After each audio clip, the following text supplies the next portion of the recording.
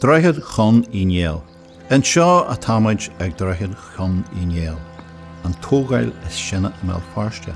A tógu an aimseir chun. Thug a chud spár bitailte suas áhan chun. Le pléiricha splódracha ag chaislean riamhach a chathú dar an teannachais. De bhar rachan mar ghaol alcóil idir fear chun agus chud de gharastan sasanach Bhéal Feirste, thuair saidir buas. Caithú chun I brísan a Gaeilge ríis, agus bhí scach an chrochhaidí, agus Chichester a ddírí thula éadmhara cheoda glas choú gláán I bhí.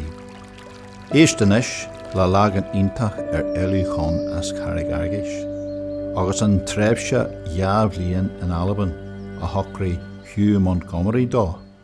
Mar gheall cheannachar James Hamilton spéire do rí chéimiise chéan hit na chuisne in a chunne, agus bhí cad ag pealú chuige olú ach freis thuúpasach.